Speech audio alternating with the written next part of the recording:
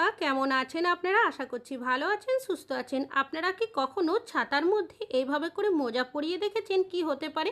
Mixer জারে চায়ের পাতার ব্যবহার করবেন কিসের জন্য? বেলুন চাকিতে তেল দেবেন কেন? আপনারা কি কখনো এলইডি লাইটের মধ্যে বেলুন পরিয়ে দেখেছেন? কি হতে পারে? কিভাবে আপনারা কোনো রকমের চপার ছাড়াই রসুনের মিহিকুচি করে নিতে পারবেন, তেমনই কিছু ছোট ছোট ইউজফুল টিপস আমি আপনাদের কাছে শেয়ার করব। চলুন দেখে নেওয়া যাক আজকের প্রথম টিপসটা কি শেয়ার করি। আমি এখানে নিয়েছি ছাতা। ছাতার ব্যবহার আমরা কিন্তু প্রত্যেকেই কম বেশি করে থাকি, তবে ছাতাটা গুছিয়ে রাখার জন্য আমরা ছাতার মধ্যে যে বেলটা থাকে সেটারই কিন্তু ব্যবহার করি। এইভাবে যদি ছাতাটা গুছিয়ে রাখা হয় সেক্ষেত্রে বাড়িতে রাখতেও সুবিধা হয়, এমনকি ব্যাগে করে যদি কোথাও নিয়ে যায় সেক্ষেত্রেও কিন্তু সুবিধা হয়। তবে সমস্যাটা কি হয়, ছাতার যে বেলটা থাকে দেখবেন ছাতাটা বেশ কিছুদিন ব্যবহার করার পর অনেক সময় ছিঁড়ে যায়, যার কারণে সমস্যাটা কি হয়, যদি ছাতাটা বাড়িতে রাখি বা ব্যাগে করে কোথাও নিয়েও যাই সেক্ষেত্রে ছাতাটা যতই গুছিয়ে রাখি না কেন অগোছালো অবস্থায় থাকে, যেটা দেখতেও বাজে লাগে। যদি ব্যাগে করে কোথাও নিয়ে যায় সেক্ষেত্রে দেখবেন অনেকটাই জায়গাও কিন্তু জুড়ে থাকে। তো আপনাদের যদি ছাতার বেলটা ছিঁড়ে যায় সেক্ষেত্রে আপনারা কিন্তু একটা কাজ করতে পারেন। এখানে একটা নিয়েছি বাচ্চাদের পুরনো মোজা, আপনারা চাইলে বড়দের মোজারও ব্যবহার করতে পারেন। মোজাটার মধ্যে আমি এইভাবে করে ছাতাটাকে ঢুকিয়ে দিচ্ছি। এইভাবে করলে কি হবে, ছাতাটার একটা কভারের মতো হয়ে যাবে, ছাতাটা অগোছালো থাকবে না। বাড়িতে যদি রাখেন সেক্ষেত্রে দেখতে সুন্দর লাগবে, ব্যাগে করে নিয়ে যেতেও সুবিধা হবে। তাছাড়াও ছাতার মধ্যে কিন্তু কোনো রকমের নোংরা ময়লাও বসবে না, ছাতার কভার হিসাবে ব্যবহার করতে পারেন। ভালো লাগলে লাইক করবেন। এখন চলে যাচ্ছি পরবর্তী টিপসে। বাড়িতে কিন্তু কোনো না কোনো এই ধরনের এলইডি লাইটের ব্যবহার করে থাকি, তবে সমস্যাটা কি হয়, এই এলইডি লাইটের আলোগুলো অনেক সময় এতটাই উগ্র হয়, বিশেষ করে বাড়িতে যদি ছোট বাচ্চারা থাকে বা বয়স্করা থাকে তাদের চোখের মধ্যে কিন্তু অনেকটাই লাগে, যার কারণে অনেক সময় আমাদের লাইটটাই কিন্তু বাতিল করতে হয়, অন্য লাইটের ব্যবহার করে থাকি। তাছাড়াও আমরা অনেক সময় দেখবেন আমাদের বাড়িতে যে নাইট বাল্বগুলো হয়ে থাকে অনেকটাই দাম দিয়ে কিনেও নিয়ে আসি, সেক্ষেত্রে আপনারা একটা কাজ করে নিতে পারেন। আমি এখানে একটা বেলুন নিয়েছি, বেলুনটাকে কাঁচির সাহায্যে এইভাবে করে কেটে নিয়েছি। যে কাটা অংশটা রয়েছে সেটাকে প্রথমে এইভাবে করে খুলে নেবেন। এবার যে এলইডি লাইটটা রয়েছে লাইটের মধ্যে বেলুনের কাটা অংশটা এইভাবে করে পরিয়ে দেবেন। এবার যদি আপনারা এই লাইটটি লাগিয়ে দেন তাহলে দেখবেন যে আলোটা আমাদের চোখের মধ্যে উগ্র একটা আলো লাগে, সেই আলোটা কিন্তু ততটাও লাগবে না। তাছাড়াও এইভাবে করে আপনারা নাইট বাল্ব হিসাবেও কিন্তু ব্যবহার করতে পারেন। আশা করছি টিপসটা কাজে আসবে। এখন চলে যাচ্ছি পরবর্তী টিপসে।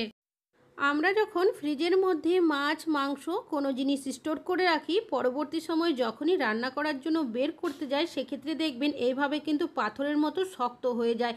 কোথাও কাজের জন্য যদি যাওয়ার তাড়া থাকে বা হয়তো টিফিন করার তাড়া রয়েছে সেক্ষেত্রে আমাদের হাতে এতটাও সময় থাকে না যে বেশ কিছুক্ষণ অপেক্ষা করব, তখন কিন্তু অনেকটাই সমস্যার মধ্যে আমাদের পড়তে হয়। এই ধরনের সমস্যা যদি আপনাদের সাথেও হয়ে থাকে সেক্ষেত্রে আপনারা কি করবেন, আমি এখানে দিয়ে দিচ্ছি বেশ কিছুটা পরিমাণের গরম জল, তবে অতিরিক্ত গরম জল কিন্তু নয়। এইভাবে 1 মিনিট মতো রেখে দেবেন। আর দেখতেই পাচ্ছেন 1 মিনিট পর যে চিকেনটা একদম পাথরের মতো শক্ত হয়ে গেছিলো সেটা কিন্তু এখন অনেকটাই নরম হয়ে এসছে। কাজের তাড়া থাকলে আপনারা কিন্তু এই টিপসটা ফলো করতে পারেন। আশা করছি টিপসটা কাজে আসবে। ভালো লাগলে লাইক করবেন। এখন চলে যাচ্ছি পরবর্তী টিপসে। এখানে নিয়েছি বেশ কিছুটা রসুন। রসুন আমরা প্রত্যেকেই কিন্তু কম বেশি রান্নাবান্নাতে ব্যবহার করে থাকি, তবে এমন কিছু কিছু রেসিপি বানিয়ে থাকি বাড়িতে দেখবেন, যেমন চিকেন মাঞ্চুরিয়ান, চিলি চিকেন বা অন্যান্য রেসিপি যেগুলোতে রসুনের মিহি কুচি প্রয়োজন হয়। তবে সবার বাড়িতে কিন্তু চপার থাকে না যে চপারের সাহায্যে একদম মিহিকুচি করে নেব, সেক্ষেত্রে দেখা যায় রসুনের মিহিকুচি করতে অনেকটাই সমস্যার মধ্যে পড়তে হয়। তো আপনারা কিভাবে খুব সহজেই রসুনের মিহিকুচি করে নেবেন, সবার প্রথম নিয়ে নিয়েছি এখানে একটা ছুরি। তো ছুরিটার যে হ্যান্ডেলটা রয়েছে সেটা দিয়ে এইভাবে করে প্রথমে একটু চাপ দিতে হবে। কাজটি কিভাবে করছি সেটা ভালোভাবে দেখলেই বুঝতে পারবে। এরকম করলে কি হবে, রসুনটা একটু থেতো মতো হয়ে যাবে। তারপর প্রথমে আপনারা চাইলে নর্মাল যেভাবে কুচি করেন ঠিক সেইভাবেই কুচি করে নেবেন, তবে এইভাবে কুচি করলে একদম মিহি কুচি কিন্তু হয় না। সেক্ষেত্রে আপনারা কি করবেন, ছুরিটাকে এইভাবে দুটো হাতের সাহায্যে ধরবেন আর এরকম করতে থাকবেন, তাহলেই দেখবেন রসুনের একদমই মিহি কুচি হয়ে যাবে। তো দেখতেই পাচ্ছেন কতটা সহজে আমরা এইভাবে করে রসুনের একদম মিহি কুচি করে নিলাম।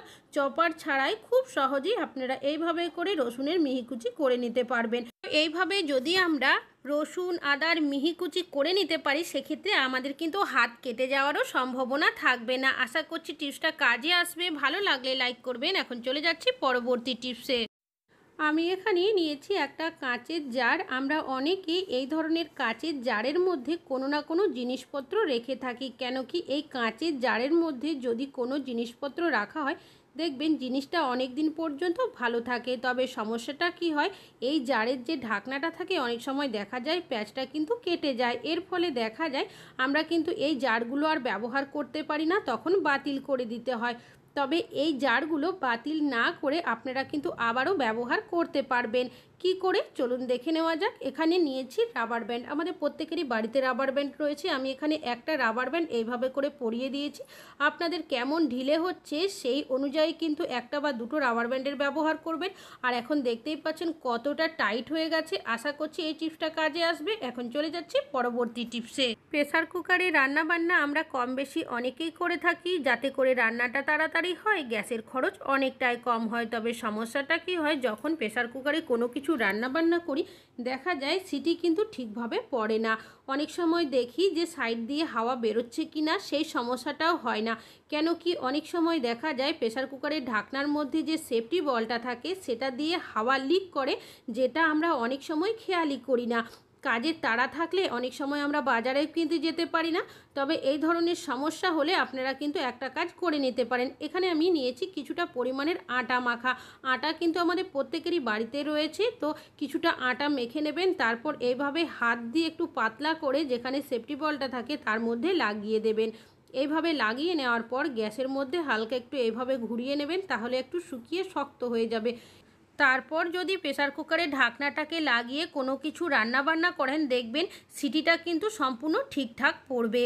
তবে যখন হাতে আপনাদের সময় থাকবে, সেক্ষেত্রে আপনারা দোকানে গিয়ে প্রেসার কুকারের ঢাকনাটা কিন্তু ঠিক করে নিয়ে আসতে পারবেন। কাজের তাড়া থাকলে তখন কিন্তু এই টিপসটা আপনারা ফলো করতেই পারেন।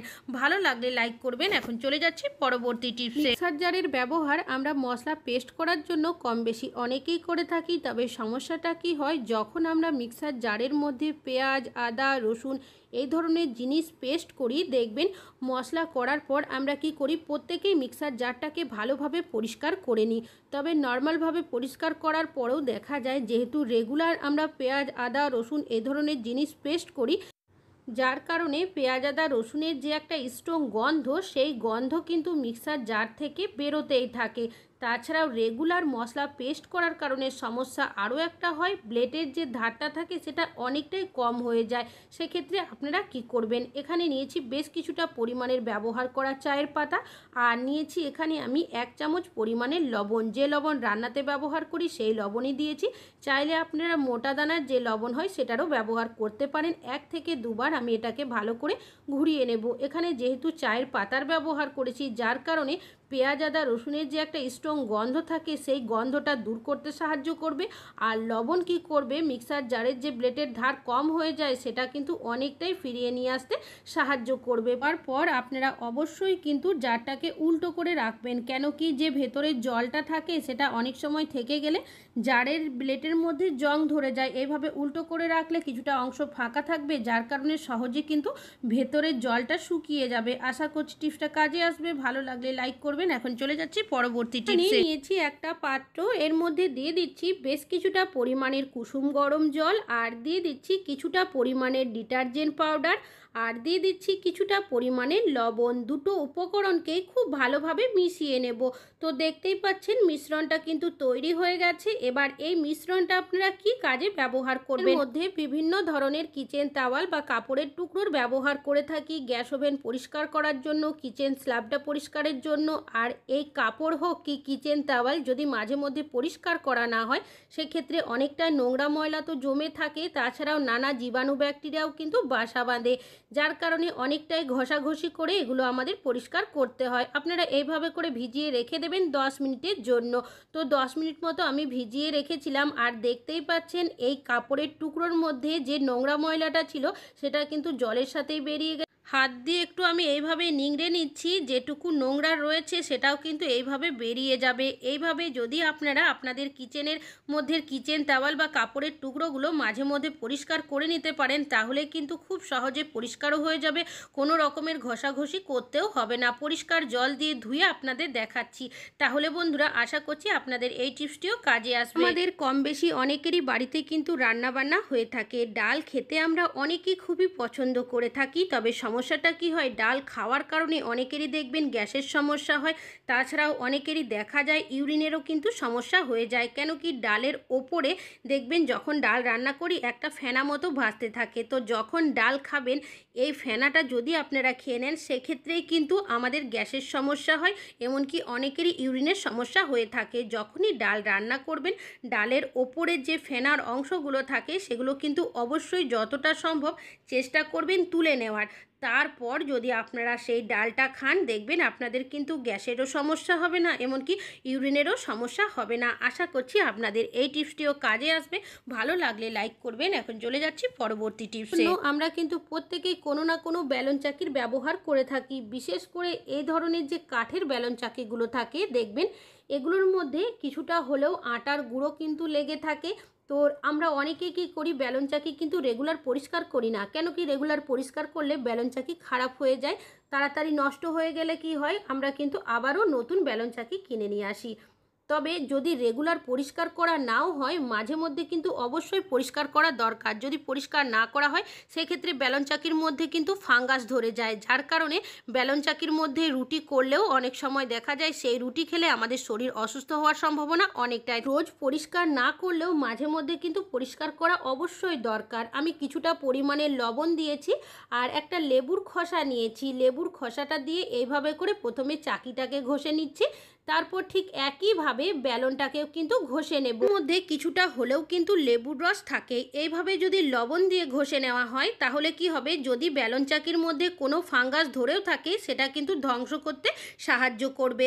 এইভাবে ঘষে নেওয়ার পর আপনারা কি করবেন, পরিষ্কার জল দিয়ে ব্যালন চাকিটাকে ধুয়ে নেবেন। এখানে কিন্তু কোনো রকমের ভিম লিকুইড বা ভিমবার সাবানের ব্যবহার কিন্তু করা উচিত নয়। কেন কি, ব্যালন চাকি দিয়ে আমরা রুটি বেলে থাকি।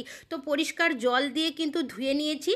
ধুয়ে নেওয়ার পর আপনারা ব্যালন চাকিটাকে কিভাবে দীর্ঘদিন ভালো রাখতে পারবেন, এমনকি ব্যবহার করতে পারবেন, আরও একটা টিপস শেয়ার করব। ব্যালন চাকিটা ধুয়ে নেওয়ার পর ভালোভাবে কিন্তু আপনারা শুকিয়ে নেবেন, সেটা পাখার হাওয়াতে হোক কি রোদ্রে, যেটা খুশি আপনাদের কিন্তু শুকিয়ে নিতে পারেন। এবার দিয়ে দিয়েছি কিছুটা পরিমাণের সর্ষের তেল। এখানে অবশ্যই সর্ষের তেলের ব্যবহার করবেন। তেলটাকে কি করবেন, খুব ভালোভাবে আপনারা প্রথমে ব্যালনের মধ্যে মাখিয়ে দেবেন, তারপর চাকির মধ্যে মাখিয়ে নেবেন। এইভাবে যদি আপনারা আপনাদের কাঠের যে কোনো জিনিসের মধ্যে তেল মাখিয়ে কিছুটা রাখতে পারেন, তাহলে দেখবেন কাঠের জিনিসের মধ্যে সহজে ফাঙ্গাস ধরে না, আর অনেক দিন পর্যন্ত কিন্তু জিনিসপত্রগুলো ভালো থাকে। আর এইভাবে যদি ব্যালন চাকির মধ্যে আপনারা তেল মাখিয়ে রেখে দেন, সেক্ষেত্রে এটা কিন্তু সহজে খারাপ হবে না, আপনারা অনেক দিন ব্যবহার করতে পারবেন। আজকে এখানেই শেষ করছি, আবার চলে আসবো নতুন ভিডিও।